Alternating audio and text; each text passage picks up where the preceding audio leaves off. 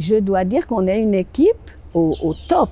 Chaque personne qui est dans l'équipe a un riche passé professionnel et humain aussi. Et chacun donne de son maximum dans des domaines extrêmement variés. N'envisage pas du tout de repartir. Ici, c'est mon pays, c'est ma vie. Evelyne Chrétine, bonjour. Bonjour Cathy. Vous êtes bénévole chez Kalita et vous êtes en Israël depuis 43 ans. Oui, tout à fait. Alors on voudrait savoir qu'est-ce qui vous a motivé à venir vous installer en Israël? Il y a 43 ans, j'avais entendu parler de Maayanot, qui était dirigé par le Rav Manitou. Et je me suis dit, j'étais un peu à un tournant de vie, j'avais fini ma formation professionnelle en tant qu'infirmière, j'avais un peu travaillé. Et je me suis dit, c'est le moment ou jamais de venir voir. Donc, je ne suis pas venue en étant sûre que j'allais rester. J'ai pris une année de congé et je suis venue en octobre 82 pour faire le projet de Maayanot. Et depuis, je suis là. Vous venez de Suisse? Oui. Un grand changement par rapport à Israël, j'imagine?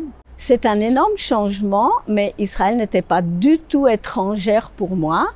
Mes grands-parents du côté maternel habitaient ici et j'étais venue très souvent ou souvent en vacances. Dès 63, on avait fait toute la famille un premier voyage en Israël en bateau, en passant par Marseille, en embarquant la voiture, la petite coccinelle bleue sur le bateau, 5 jours de traversée.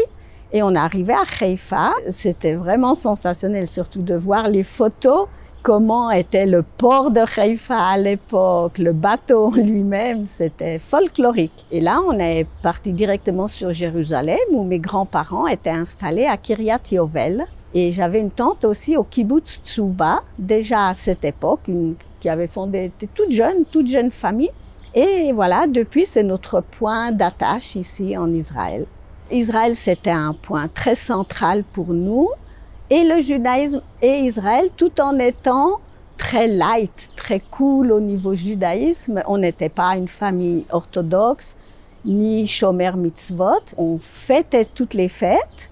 Pessah, c'était 2 sdarim, 2 fois le seder. On mangeait des matzot. Il n'y avait pas de pain à la maison, mais on avait la même vaisselle. Shabbat, c'était souvent, on allait à la synagogue vendredi soir, on rentrait en voiture. On faisait le kidouche sur de la viande pas cachère et j'ai fait 5 ans de Talmud Torah, 2 fois par semaine, après les heures scolaires, les mouvements de jeunesse, les camps de jeunes, les étudiants juifs. Je veux dire, toute notre vie tournait autour du judaïsme, mais il n'y avait pas d'école juive. On allait à l'école normale, évidemment on allait à l'école le Shabbat, mais on était très juifs. Alors Maayanot. Maayanot, c'est extraordinaire.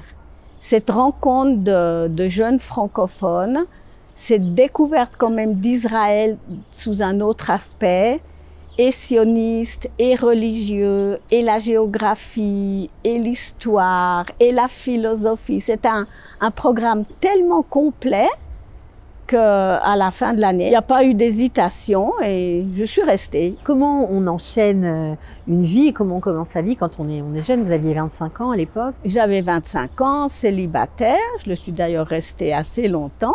J'ai fait 2 ans d'Ulpan extra et après j'ai quand même voulu travailler dans ma profession. Je suis infirmière. Mon diplôme à l'époque a été reconnu extrêmement facilement. J'en avais 2, études générales et santé publique. Et j'ai commencé à travailler à la Tipat Halav, à Mousrara, en mi-temps. Et je me rends compte, rétrospectivement, je parlais un hébreu déplorable. Je donnais des conseils à des jeunes mamans en étant moi, pas du tout maman encore à l'époque. Et bien pourtant, ça s'est bien passé. Et j'ai travaillé à mi-temps là-bas et à mi-temps dans le domaine des lentilles de contact.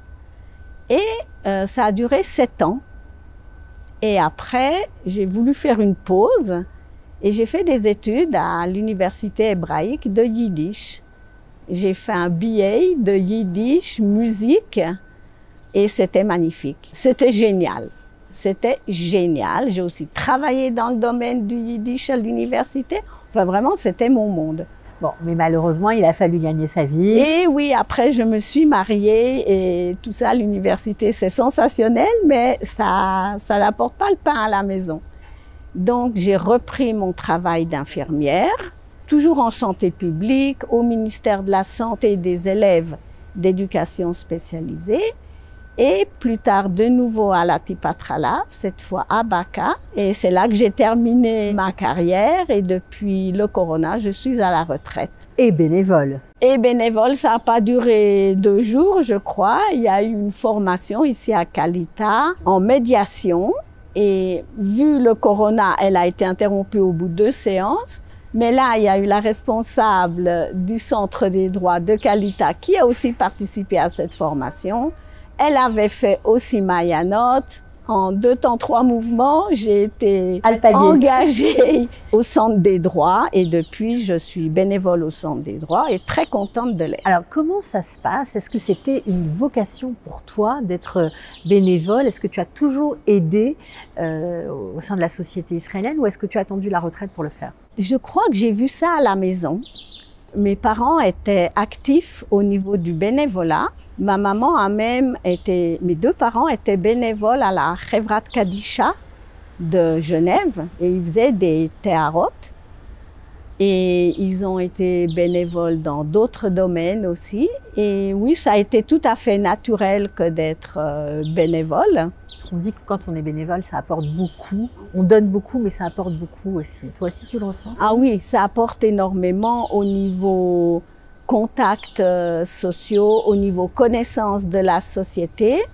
Et on sent, en tout cas ici à Kalita, on fait un travail, je dirais professionnel. On aide les gens dans beaucoup de domaines.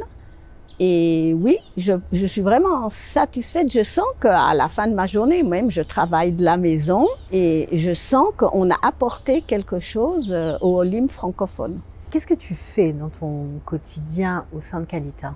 Ma spécialité serait le Bituach Leumi. Alors d'abord, je trouve très important que les personnes soient le plus indépendantes possible dans leur contact avec le Bituach Leumi. Donc, il y a ce qui s'appelle le site personnel. Il faut savoir y entrer et là-bas, il y a toutes les informations en ce qui concerne chaque personne. Ça évite des déboires. Ça évite surtout d'avoir à aller au Bituach Leumi. On peut tout faire de la maison par ordinateur. Donc, chaque personne qui vient chez moi, première chose, je vérifie, êtes-vous déjà rentré dans votre site personnel? Et sinon, je le fais avec eux. Et je m'occupe de la retraite israélienne et surtout aussi de les informer comment fonctionne le système israélien qui n'est pas semblable à celui de France. À quel âge on fait ça? Quelles sont les démarches? Et je dois dire, et les personnes me le confirment, les procédures sont bien simplifiées par rapport à ce qui se passe en Chutz Laaretz. La réponse est rapide. En 1 mois, 2 mois, vous avez votre réponse. Vous commencez à percevoir votre indemnité. Il y a des gens qui vous ont témoigné vraiment des remerciements sincères et de cette aide que vous leur avez apportée. Oui, très souvent, parce que tout seul, ils auraient beaucoup de peine à le faire. Même si c'est pas très compliqué, l'obstacle de la langue est important. Et aussi, je m'occupe du domaine un peu médical, paramédical. Je les aide au niveau de la Coupat Cholim ou bien de l'indemnité d'invalidité. Et vraiment, ça les soulage énormément. Et surtout aussi au niveau explication. Quels sont leurs droits? Qu'est-ce qu'on peut encore demander? Comment ça fonctionne? C'est vraiment une grande aide. Et le fait d'être dans une équipe de professionnels à la retraite qui donnent de leur temps, comme vous, pour aider les autres, pour aider les francophones. Oui, c'est extrêmement gratifiant. Je dois dire qu'on est une équipe au top. Chaque personne qui est dans l'équipe a un riche passé professionnel et humain aussi. Et chacun donne de son maximum dans des domaines extrêmement variés. Et souvent, on travaille en équipe. Disons, je m'occuperai du Bituach Leumi. Il y a une question financière, ça ira chez un collègue. S'il y avait une question de droit, alors on a un avocat. On a une assistante sociale. C'était pas comme ça à votre époque? Oh non, il n'y avait rien. C'était tout simple, il n'y avait strictement rien. Et j'ai d'ailleurs loupé des droits, ne sachant pas que ça existait. Par exemple, j'ai fait un permis de conduire en Suisse. Il y avait 1 an pour le faire reconnaître ici. Je ne le savais pas.